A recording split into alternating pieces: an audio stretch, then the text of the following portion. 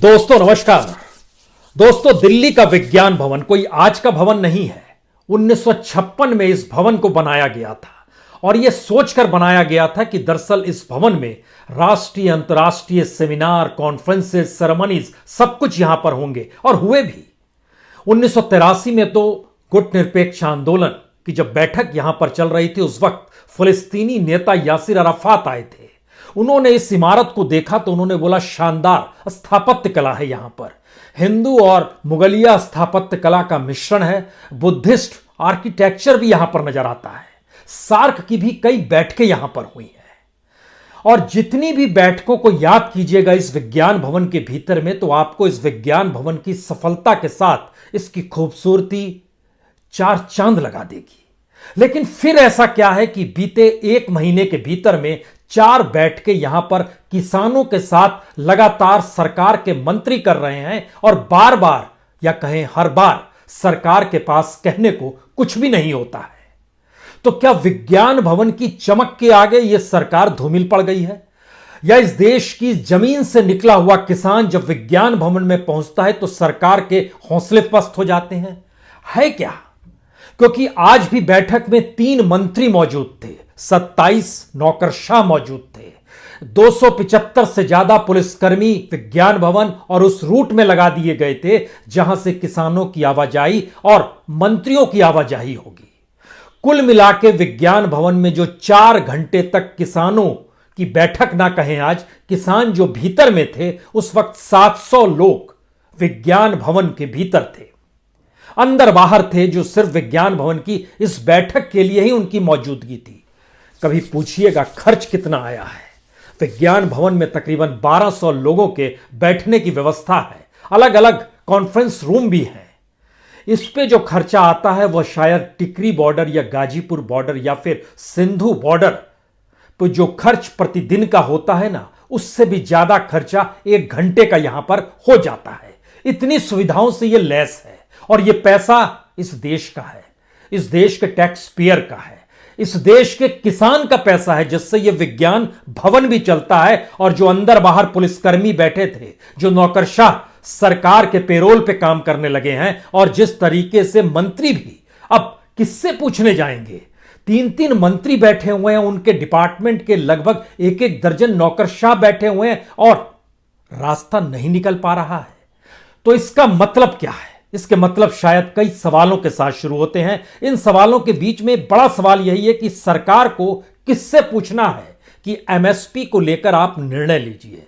सरकार को किससे जानकारी हासिल करनी है कि जो 3 कानून बन गए हैं उसको वापस या स्थगित क्यों नहीं किया जा सकता है? सरकार के पास समाधान का रास्ता आता क्यों नहीं है? सरकार के सामने मुश्किल क्या है? सरकार की बातचीत लगातार जारी रखने के पीछे की मंशा क्या है? सरकार क्या अपनी गलती मान चुकी है जो उसने बिना संवाद के खेती से जुड़े कानूनों को संसद के ठप्पे लगाकर आगे राष्ट्रपति के सामने बढ़ा दिया और राष्ट्रपति ने भी हस्ताक्षर कर दिए? और इस देश के भीतर में तमाम जगहों से धीरे धीरे हर जगह का संकट उभर रहा है। किसान धीरे धीरे समझ रहा है कि उसके सामने क्या मुश्किल है। तो फिर सरकार क्यों लगातार बातचीत दर बातचीत का जिक्र कर रही है? सरकार पीछे हटना इसलिए नहीं चाहती है, वो जानती है इस देश के भीतर में 6.5 लाख गांव बसते हैं। इन गांव में रहने वालों की तादाद तकरीबन 60 करोड़ से ज्यादा की है। जो पूरा का पूरा वोट बैंक होता है जिससे चुनाव जीते जाते हैं, वह भी इन्हीं गांवों में बसता है। उसको कभी धर्म के नाम पर, कभी जाति के नाम पर तो बांटा जा सकता है। जब सवाल किसानों की द्वारा पैदा की जाने वाली उपज की कीमत का आ गया, मजदूर की मजदूरी का आ गया, तो फिर सरकार के पास कोई जवाब इसलिए नहीं है क्योंकि सरकार ने इस दिशा में कभी काम किया ही नहीं है। 1991 के बाद से इस देश में जो मार्केट इकोनॉमी लाई गई, उस मार्केट इकोनॉमी के रास्ते ही हर सरकार चलती चली आई है और मौजूदा वक्त में मोदी सरकार भी इससे इतर नहीं है। दुनिया के तमाम देशों ने मार्केट इकोनॉमी अपनाई है, दुनिया के तमाम देशों में एग्रीकल्चर रिफॉर्म हुआ है, लेकिन भारत में एग्रीकल्चर रिफॉर्म के नाम पर किस तरीके से पूंजीपतियों को मुनाफा थमाया जाता है, या कहें कॉरपोरेट वेलफेयर की सोच पॉलिसी के तहत कैसे काम करती है, यह सब कुछ हम लगातार आपको बताते आए हैं। लेकिन हमें लगता है कि आज कुछ ऐसे सवालों को उठाने की जरूरत है जब सरकार डेवलपमेंट कहती है, जब सरकार वेलफेयर स्कीम कहती है, जब सरकार अपने तौर पर इस बात का जिक्र करती है कि हम तो रिफॉर्म ला रहे हैं और दुनिया की दौड़ में भारत को आगे दर आगे ले जाना चाहते हैं। ये कैसी दौड़ है और किसकी दौड़ है? यकीन जानिए, ये पैसे वालों की दौड़ है। क्योंकि एमएसपी का सवाल जैसे ही आता है, सरकार अपनी आंखों पर पट्टी क्यों लगा लेती है? क्योंकि आज जो बैठक हुई, किसान इतने दिनों में समझ भी चुका है, बच्चा बच्चा इस देश का जान चुका है कि दरअसल सरकार के कानून किसानों के लिए नहीं है। किसी भी देश के भीतर में आज की तारीख में, चाहे वह सीमा पर मौजूद किसान के परिवारों से जुड़े हुए बच्चे हों, महिलाएं हों, बुजुर्ग हो, जो भी बात निकल कर आती है, हर कोई जानता है कि सरकार झूठ कह रही है। यह किसानों के लिए कानून है ही नहीं। और जो एमएसपी का सवाल है, उस एमएसपी पर आंखें बंद हो जाती हैं, कान में रुई इसलिए ठूस दी जाती है क्योंकि हमें लगता है आज एक सच आप और जानिए।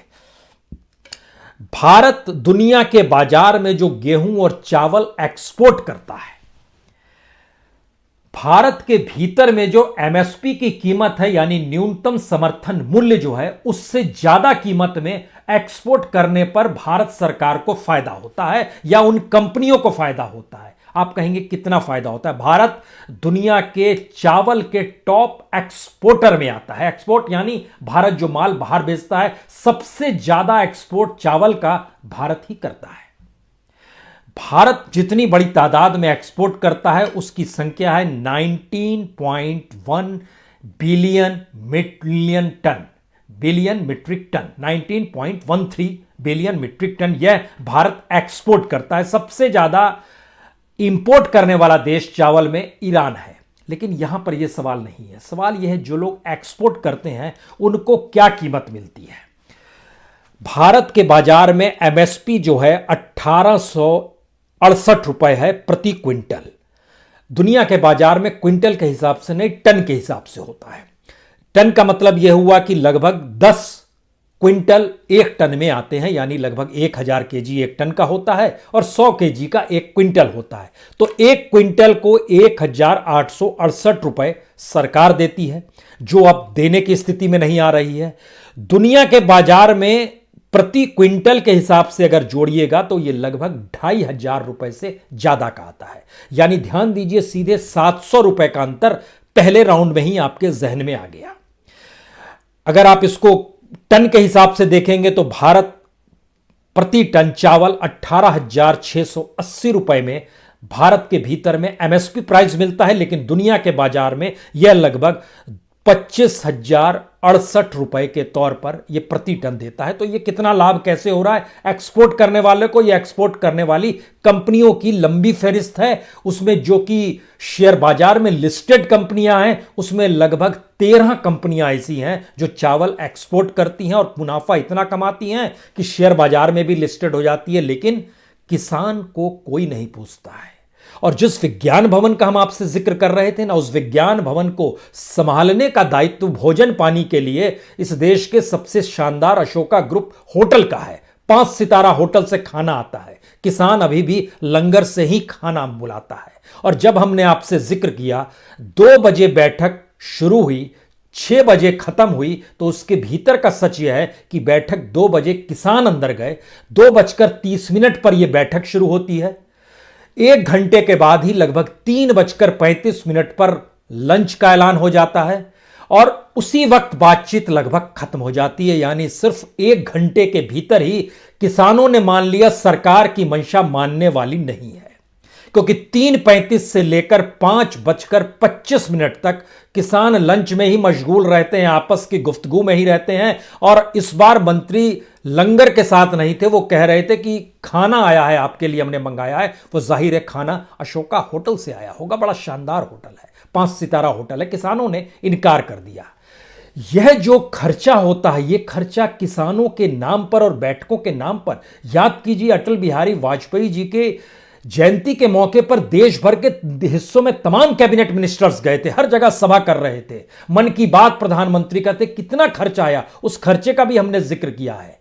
यानी इस देश में किसानों को देने के लिए नहीं है तो फिर जिसे देने के लिए है वो कौन लोग हैं?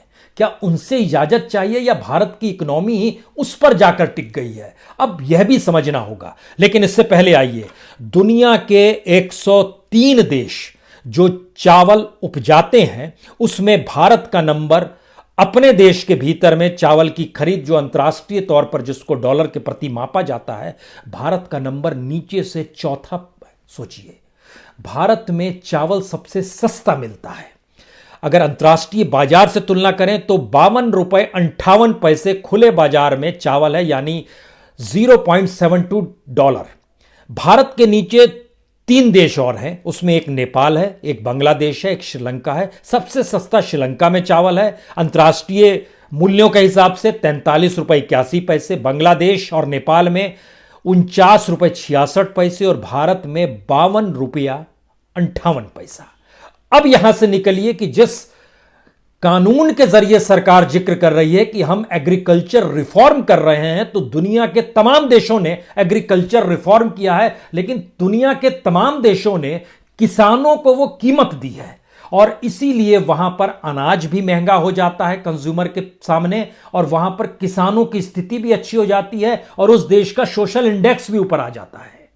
यानी प्रति व्यक्ति आय अगर जापान की भारत की तुलना में कई गुना ज्यादा है तो उसका एक सच वहां के एग्रीकल्चरिस्ट को, जो किसान है, उनको मिलने वाली कीमत भी है, क्योंकि दुनिया में सबसे महंगा चावल जो है वह जापान में ही है, $361.47 प्रति केजी।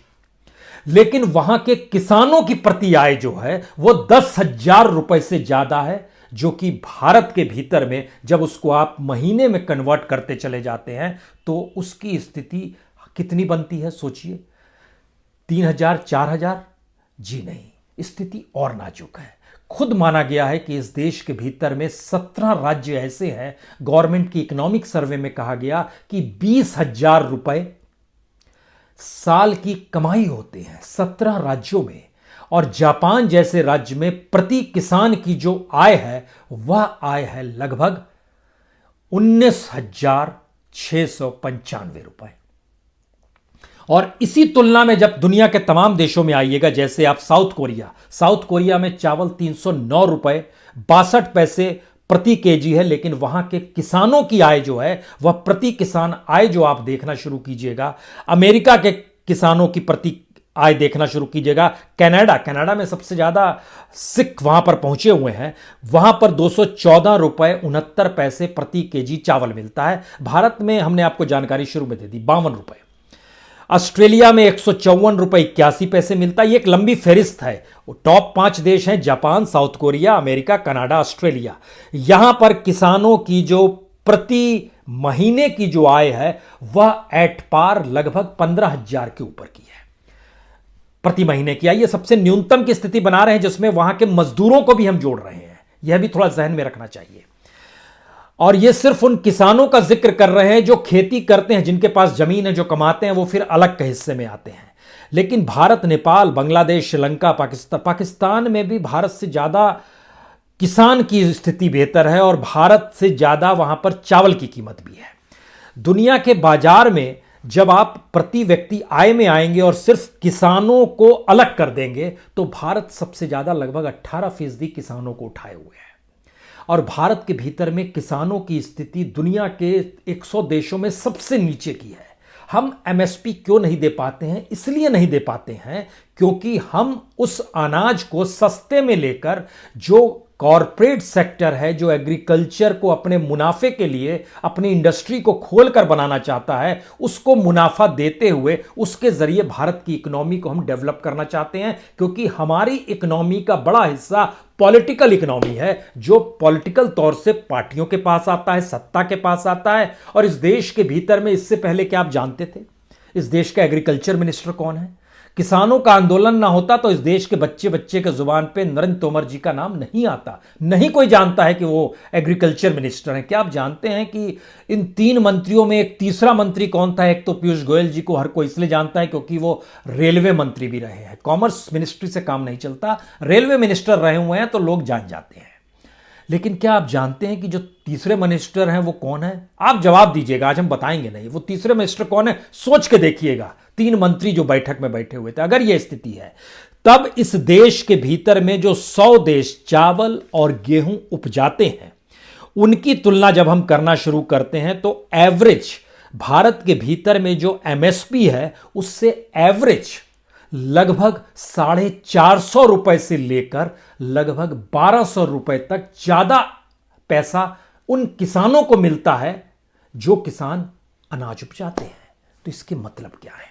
इसके मतलब बहुत साफ है कि हम लोग, हमारे यहां अनाज इतना ज्यादा होता है, उस ज्यादा अनाज की उपयोगिता हम उस इंडस्ट्री और कॉरपोरेट के हाथ में ही देना चाहते हैं जो कि इकोनॉमी को लगातार रोल करते हुए आगे ले जाए। सरकार की मुश्किल यह है कि दरअसल उस इकोनॉमी पर अगर रोक लग गई तो इस देश की जो जीडीपी 5 ट्रिलियन का सपना देखा गया, बीते दिनों 3 ट्रिलियन, इस वक्त तो लगभग 2.5 ट्रिलियन पर हम लोग आकर खड़े हो गए, 2.74 ट्रिलियन हो गया है, वो लगातार ना सिर्फ घट जाएगा बल्कि ढह के वाकई भारत की अर्थव्यवस्था गिर जाएगी अगर किसान इस बात को, इसीलिए किसानों से बातचीत जारी रखनी है और खुद को किसान का बताना है।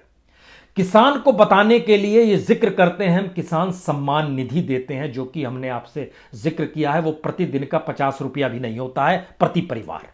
यह स्थिति इस देश के किसान सम्मान निधि की है। दूसरी स्थिति, जो सब्सिडी देते हैं और जिन क्षेत्रों में सब्सिडी देते हैं, चाहे वो बीज पर हो, चाहे वो खाद पर सब्सिडी हो, चाहे वो इक्विपमेंट्स की जीएसटी पर सब्सिडी हो, या फिर जो सिंचाई व्यवस्था लागू करने के लिए जो सरकार कहती है हमने बजट में इतना पैसा दे दिया, उस पूरे की पूरे हिस्से को अगर आप जोड़ते हैं तो उसकी तुलना में लगभग 1000 गुना profit seed company, fertiliser company, insurance company, equipment company सभी कमाती है।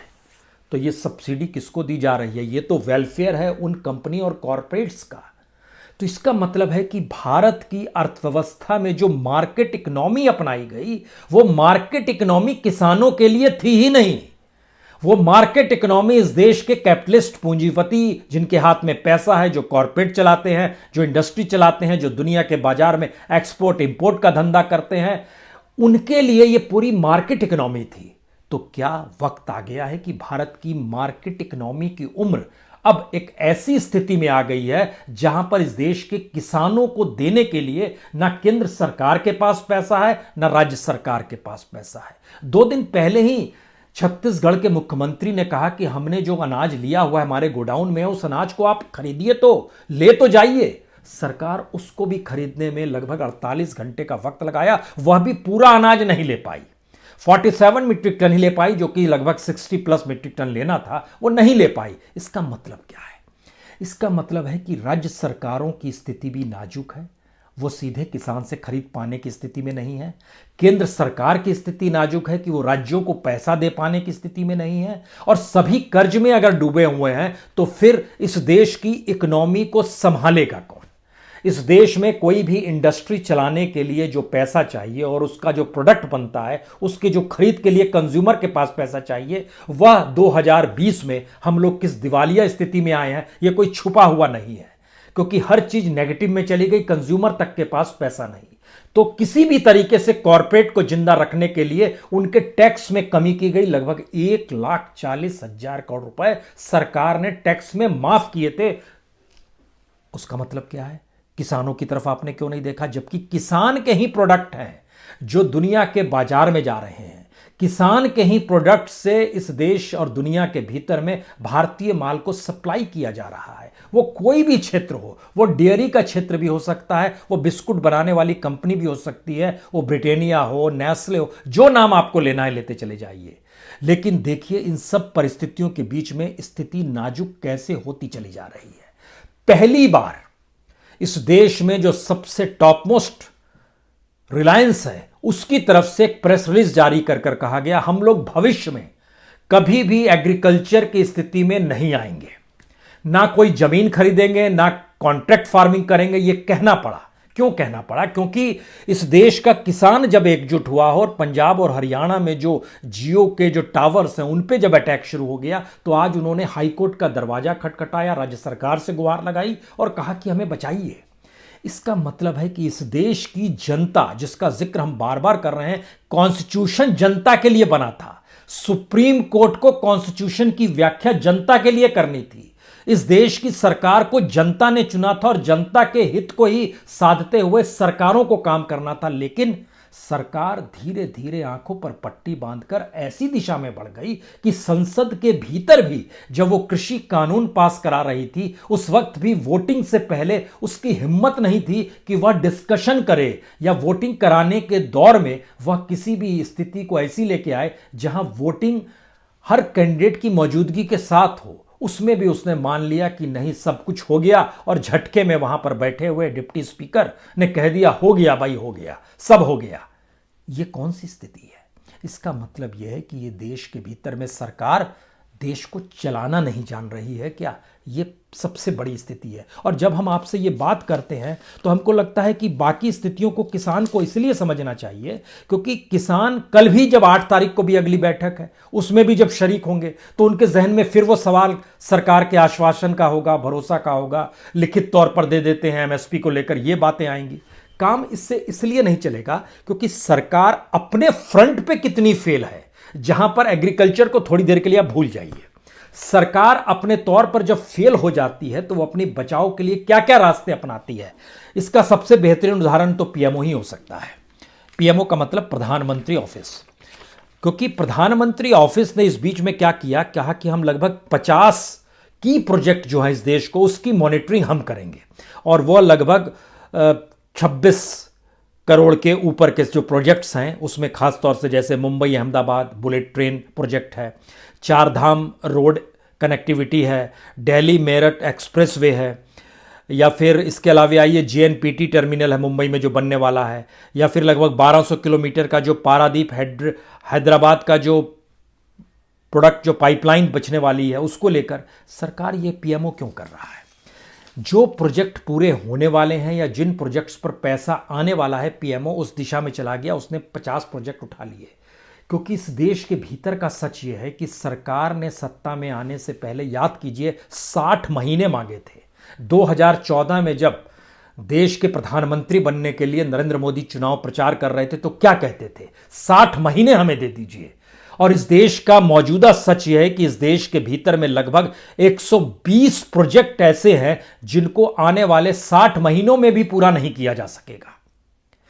यानी आप प्रोजेक्ट दर प्रोजेक्ट ऐलान कर रहे हैं और आप पूरा करने की स्थिति में नहीं है। लगभग 162 प्रोजेक्ट ऐसे हैं जिसमें 3 से 5 साल का वक्त लगेगा और यानी वो 2025 से पहले पूरा नहीं हो पाएगा अगर 3 से 5 साल के भीतर में ला रहे हैं।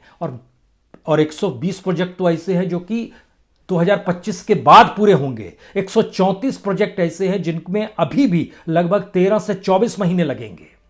120 प्रोजेक्ट अटके पड़े हैं जिसमें 12 महीने लगेंगे। आपने तो 60 महीने माने थे और उस 60 महीने के वक्त में जो भी प्रोजेक्ट्स का आपने ऐलान किया और बीते 6 महीनों में, 6 महीने का मतलब है कि आप लगभग सितंबर तक की स्थिति लाइए, लेकिन हमारे पास डाटा नवंबर तक की रिपोर्ट का है। यह data ministry of statistics and programme implementation के जरिए जारी किया गया है कि इस देश के भीतर में लगभग 536 प्रोजेक्ट जो हैं वह वक्त में पूरे नहीं हो पा रहे हैं। सवाल है वह प्रोजेक्ट वक्त में पूरा नहीं हो पा रहा, यह सवाल नहीं है। सवाल है उस पर आने वाला जो खर्चा था वो खर्चा बढ़ जाएगा। और दूसरा सवाल है ये प्रोजेक्ट क्यों नहीं पूरे हो पा रहे हैं। इन प्रोजेक्ट नहीं पूरे होने की वजह से जान लीजिए सबसे बड़ी स्थिति है फंड की कमी है, पैसा नहीं है। दूसरी है जो भूमि अधिग्रहण किया गया उसका मुआवजा नहीं दिया दे सके तो फिर वो भूमि अधिग्रहण भी नहीं हो पा रहा है। तीसरी स्थिति है जो मजदूरों की कमी आई है, सिविल वर्क बेहद धीरे चल रहा है, वजह फंड नहीं है। जी, यह सबसे बड़ी वजहें हैं कि सरकार अपने ही प्रोजेक्ट को पूरा नहीं कर पा रही है। और इन सभी प्रोजेक्ट की कीमत जो थी वह अगर पूरी होती तो वह तकरीबन 21 लाख करोड़ में पूरी होती, लेकिन आज की तारीख में वह लगभग 25.5 लाख करोड़ हो गया है, यानी लगभग 4.5 लाख करोड़ का इजाफा उसमें भी हो गया है। यानी मिसमैनेजमेंट है, बद इंतजामी है, सिस्टम को नहीं समझ पाने की परिस्थितियां हैं, इकोनॉमी की समझ नहीं है, और ऐसे सब में बीच में कृषि सुधार के नाम पर 3 कानून ले गया है, तो किसान क्या करेगा। और आखिरी बात, किसान की मौत खुदकुशी करते हुए इस देश के भीतर में लगभग हर दूसरे या तीसरे घंटे में होती रही है। यह बीते 10 बरस का सच है। लेकिन आंदोलन करने के वक्त इस देश में हर 16वें घंटे में एक किसान मर रहा है जो दिल्ली की सीमा पर बैठा है। 60 से ज्यादा किसानों की मौत हो गई है। इससे स्थिति ज्यादा विकट कुछ हो नहीं सकती है, क्योंकि ये सारी परिस्थितियां बतलाती हैं कि इस देश के भीतर में जिवटता संघर्ष करने की तो जबरदस्त है, लेकिन इस देश के भीतर में गवर्नेंस को चलाने और लोगों से अपनी संवेदनाओं को जोड़ना या फिर कोई सरोकार भी रख पाना शायद इस सरकार के हिस्से में नहीं आता है। तो क्या ऐसे में 8 जनवरी की बैठक, उसके बाद 12 जनवरी, उसके बाद 26 जनवरी आ जाएगी, उसके बाद गणतंत्र बना था भारत। गणतंत्र का मतलब यह है हमारा अपना संविधान है, और उसी संविधान में तो हक का जिक्र है। वो किसानों के हक का जिक्र है, मजदूरों के हक का जिक्र है, एक आम नागरिक के हक की जरूरत है। तो आखिरी सवाल, सुप्रीम कोर्ट क्या 26 जनवरी को इस देश के संविधान को पलटेगी, उसकी धाराओं को देखेगी और जरा सोचने की कोशिश करेगी कि अगर कोई देश में इस तरीके से संविधान में लिखी गई परिस्थितियों को ही लागू करा पाने में स्टेट विफल है, सरकार विफल है, तो उसको क्या करना चाहिए? क्या सुप्रीम कोर्ट 26 जनवरी को देखेगी? देखना तो चाहिए, करना भी चाहिए, लेकिन बैठक दर बैठक का मतलब यह है सरकार भी जान रही है वह बैठक तोड़ नहीं सकती है। किसान भी जान रहे हैं कि जिंदगी के भीतर में आने वाले वक्त में अगर चीजों को इस देश के भीतर बनाए रखना है तो इस सरकार के भरोसे नहीं रहा जा सकता है। सरकारें आती जाती रहेंगी, लेकिन इस देश में सिस्टम जो है, इस देश की किसानी और जमीन से जुड़कर आत्मनिर्भरता का नारा लगे तो अच्छा होगा। हवा में नारा लगे तो शायद वो हवा हवाई होगा। बहुत बहुत शुक्रिया, बहुत बहुत शुक्रिया।